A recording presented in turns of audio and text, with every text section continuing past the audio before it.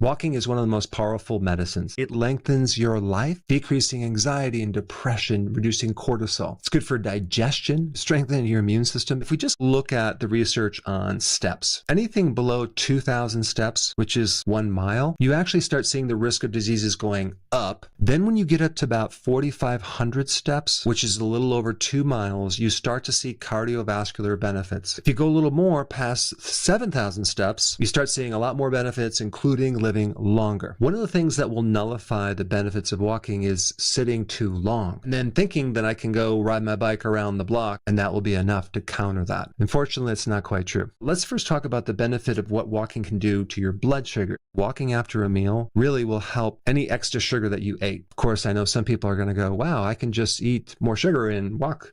Well, I'm not trying to put out that message. Another thing in the morning, when you wake up with high blood glucose, especially if they're a pre-diabetic or a diabetic, walking can handle that too, because you can go for a walk in the morning and burn off that excess glucose, which would be a very, very good thing because we don't want the glucose converting into fat. Walking activates your muscles, significantly improves depression because it's a low stress activity where you get a lot of oxygen. If we compare walking to drugs, let's take high blood pressure medication.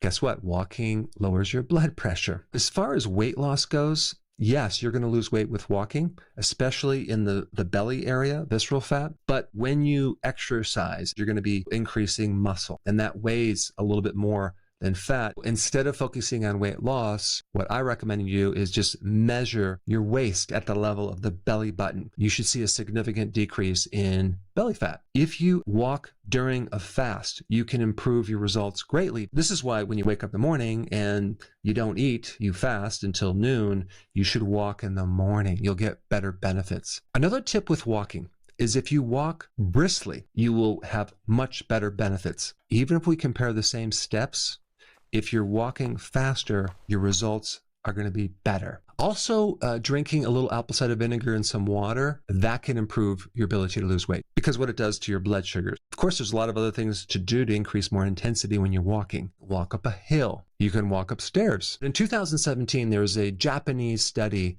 which actually has amazing benefits. It can actually produce 3 times the results of lowering blood pressure, 10 times the results with leg strength. All you do is for 3 minutes, you're walking fast, and then for 3 minutes, you're walking normal. And you simply go back and forth 5 times. That specific type of walking for 30 minutes gives you more benefits than an hour and a half to 2 hours of just regular walking. Another tip that I would recommend is to walk backwards. It strengthens your knees and ankles and hips. And apparently it improves more cognitive function when you do that. It also helps your balance. Of course, do this in a safe place. I wouldn't necessarily do this walking down the street in a city. Another thing that I recommend is nasal breathing when you're walking as much as possible because you can increase more CO2, which then makes your oxygen more efficient in your blood. Another really important purpose of walking to counter the stress of life. When I go for a walk, I do not bring my cell phone. I don't listen to music. I'm not watching videos when I'm walking. What I'll do is I'll use as many sense organs as possible. I'll be looking at trees. I'll be looking at different colors. I'll look at how bright it is or how cloudy it is. I'll look at the details of things on the ground. I try to really focus in on listening to all these different sounds as long as I can. Then I'll shift to smelling different things. These are all things that help you get into the present.